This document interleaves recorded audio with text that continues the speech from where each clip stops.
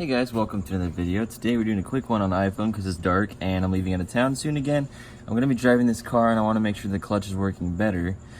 So, common issue on the 350Z is that when you press the clutch pedal down, it gets stuck. We don't want that play anymore.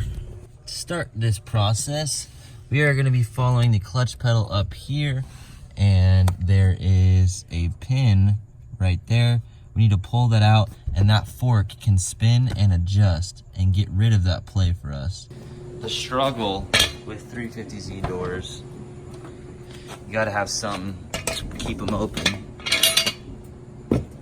Does anyone else have this issue? And is there a fix? I'm gonna grab some needle nose pliers to grab that pin.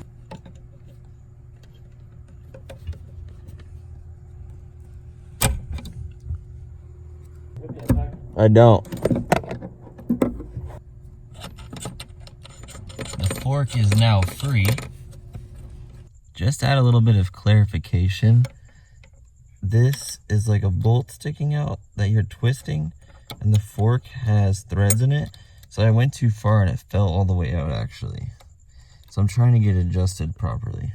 On paper, in case you guys are questioning doing this and you're kind of nervous, hole in the firewall, you have the rod here, which is your bolt. You have your lock nut, which when it's tight is sitting against the fork to keep this rod from vibrating out of it. So this is what it looks like all separated. You have the clutch pedal, the arm, the fork that connects to the arm, the locking nut, and then the bolt coming out of the firewall that holds it together. So I unscrewed this so far that it disconnected like it is in this picture, but this is what it looks like all together, just to give you a clear understanding. And then once you have the placement where you want it, you're gonna wanna put that locking nut right up against that to hold it tight. My clutch is back to normal. I don't really know how to explain it because this space is so tight, but that connecting rod to the fork, I have it loosened to where the bolt side is about 3 full threads into the fork. It's not all the way in there, but it's about halfway, and then I tighten up the nut to lock it. So I'm gonna go drive it real quick and see if it's any better.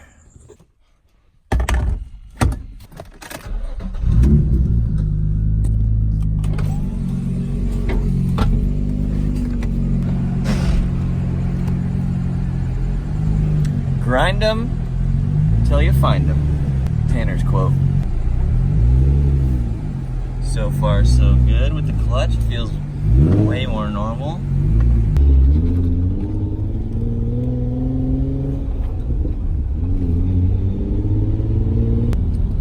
I have a little bit of play, which I think I could get out with a couple threads if I pull it out even a little more out of the fork.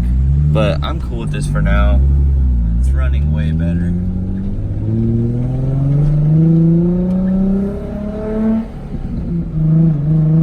It lets out way at the end now, so I'm a little off my clutch game.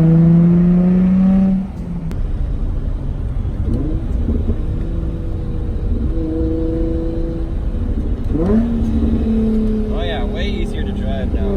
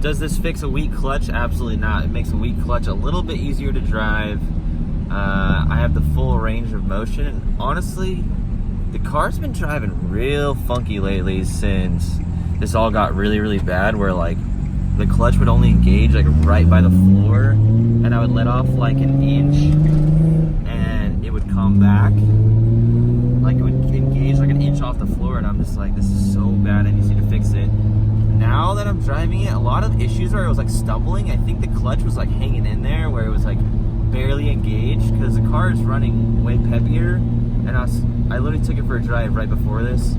I started this and it was running really bad, and now it's like totally fine. So if you guys have any issues where the car feels like it's running weird and your clutch is all the way by the floor, this could be a big help.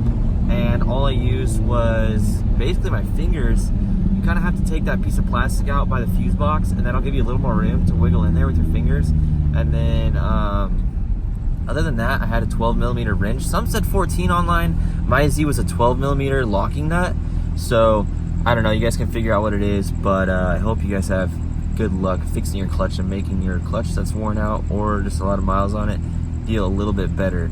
I'm actually at 181,000 miles on this car. It runs phenomenal. It doesn't burn too much oil. I got the catch can on. It doesn't really do that much at all.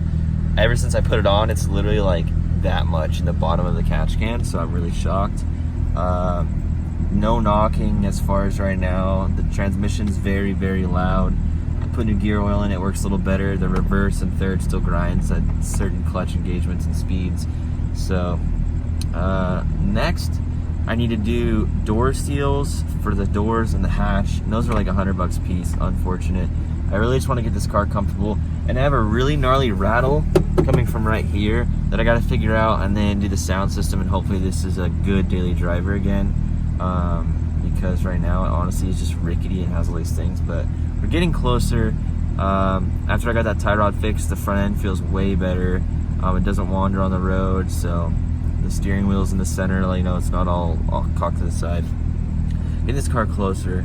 I will give you guys an insight. I'm trying to work out finding a T56 transmission in Phoenix so we can potentially LS swap this car. That's what I want to do. I want to make this the ultimate fun haver, daily driver, full interior. I don't even know if I'm gonna do seats because they're all so high off the ground. I don't need to stay low. These seats are good because they're low to the ground and you have a lot of head clearance. It's comfortable. So then I need to dynamite the whole interior. The transmissions are like $2 to $3 grand, so I'm kind of bumming on that. I don't really want to spend that kind of money right now because I'm putting all the money in the Subaru build, which I have a video coming soon. Don't stress, the STI is coming back, and I got some pretty good news today as far as prices. So I'm shooting a little higher horsepower than I predicted in a good way. I don't know if I'm able to afford a turbo because they're so expensive. So if anyone has a Blausch 1.5 XTR turbo, that's what I'm after. So if you guys have a used one, you slightly used, or I don't know, whatever the case, please hit me up. Ask your buddies with Subis that might have done a ton of engine work. If anyone has one across the US, I'll buy it from you guys for sure, because I don't have the money for a new one right now. But I'm definitely overbuilding the engine, so when I do get a big old turbo on that thing, we can put some mad horsepower down for the Subi gang and roll with some Mustangs, so that'll be fun. I'm trying to think what else.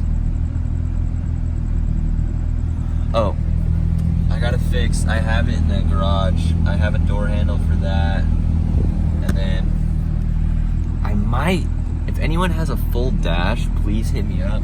I want to get a new full dash.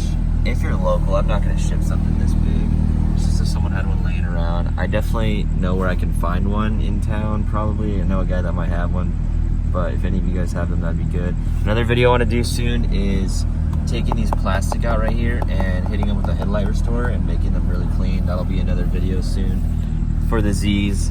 And yeah, if you guys know anyone with a T56 trans in Phoenix, please let me know. I'm gonna be searching for one so we can begin the LS swap journey, because that's the only thing holding me up. I can't really afford a $3,000 or $4,000 transmission. I might be able to swing two down the road once I like make this thing completely comfortable. I'm gonna do that last. And I gotta finish the bodywork too on the duckbill. I'm so close. But yeah, trying to think. Anything else? I don't know. And if you guys have anything you're like curious about with Z's, comment below.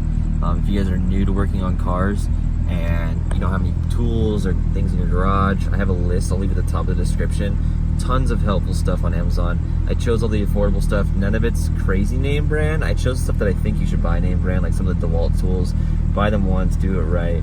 But I chose some other cheap stuff so it's more affordable, so you guys can get started. Jack stands, tools, ratchets, wrenches, stuff like that. Thing that I need in my garage is air tools, so we're working on that soon.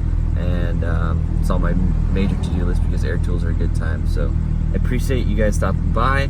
Appreciate you guys looking at the Z build and doing this with me. And then also I gave away those Hobbs and Shaw movie tickets recently on my Instagram. So all you guys that came out, I chose 5 pairs of winners of tickets. We all had a great time. We went to the movies tonight. It was a cool deal. I threw this picture on my Instagram. So it's dope to have some of you guys that are watching the videos there. And yeah, that's a little bit update on what's to come. I've been kind of in an incubation mode with the channel. I do a lot of client work for people in the valley, so websites, content, things like that. So I spent a lot of time kind of making some extra cash to pay for the Subaru engine, because I am literally blowing all my money on this send on the channel. So everything I'm making off the merch, off this whatever, off my gigs, I'm putting right back in the channel. I want to make this the gig for the long run because I really enjoy doing it. And so I'm in incubation. I need to make a creation story, like a channel trailer, and then start going ham on storytelling. It's something I need to improve on. So if you guys ever kind of hit a crossroad where something's working but it's not going as fast as you want, you know, where I found myself was I just kind of have to sit and stop pushing. I'm like the guy that's like push, and that's maybe where you guys are at. I just had to slow down, stop responding to everyone so fast on my phone, stop responding to all like any clients that I have going on so fast, and just kind of put myself first just a little bit, not enough to like, you know, do anyone wrong, but you know, give yourself the time to think what you can do better, and storytelling is something that I can totally do better in these videos. So if you guys are still watching this, you guys are the real ones. I appreciate you guys stopping by and always watching the videos and the whole thing. So I'm going to work on storytelling. I'm going to work on, you know, keeping my style, but also kind of keeping you guys guessing, so, you know, the channel can be more consistent with views and things like that. Because even at this level, I'm still learning, and I just realized how inconsistent it is, and I really need to work on that. And I think that comes with time, that comes with uploads. You know, I'm a very small fish in a big pond, even though I've made it this far, and I realize that. But yeah, if you guys ever find yourself in a situation where you're like, you know, like, why am I, you know, why isn't this going the way I want? But then you're like, I've been pushing, doing the things I always do the way it does, and it's like, maybe that doesn't work. So the last 3 weeks, I've just been like thinking really hard about the long run for all this. So if that's you guys, don't be afraid to take some time off. Stop responding to people so fast. Don't let everyone suck the living energy out of you. It's not worth it. Put yourself first, and hope that helps. Comment down below if you guys have been in the situation. But I'm stoked. I'm loving this car. Since I'm dailying it, I really appreciate the Z a lot more. So yeah. Oh, one last thing I forgot I wanted to mention. At Tires to Go here in the Phoenix Valley, the dudes there, Kevin specifically recommended, I said, dude, give me the hardest tire I can slide around on and not feel too guilty about burning through tires. And he gave me the Hercules Raptus RT5, and these are a 265/35/18, and they lasted quite a while. I had a little bit of camber, so you can see the uneven wear, but oh my gosh, I got so much life out of these with using the hydro and sliding around with the boys. This is the first time in my life where I've never held back on any situation with sliding, and I actually had a tire go flat overnight after drifting in the rain last night. This is actually the worst tire. As you can see, it's complete toast. And that was a bad spot. I don't know if that's where it was leaking. There's a spot here where it's leaking slowly. These tires are super hard. They're probably not the smoothest thing, but it's nice to have a tire on there that you don't really have to care about. I got a ton of wear out of these, so I'm super pumped. I recommend these tires to you guys if you want to try them out. If you have anything better that you think I should try for sliding, let me know. I'm definitely going to try it out. I am new to this rear-wheel drive sliding, drifting game, and worrying about what tire you run is new to me, so Hercules, I recommend. Good chat. Appreciate you guys stopping by. If you're still watching this, thank you. I appreciate the support. CarverSpeed.com, we got the Baja Mist detail spray. I'll ship that to you guys ASAP if you order one. Everyone's enjoying it so far, and make sure you send me pictures with it with your car so I can post it on the CarverSpeed Instagram. I will see you guys in the next video that's been on the screen for a little bit.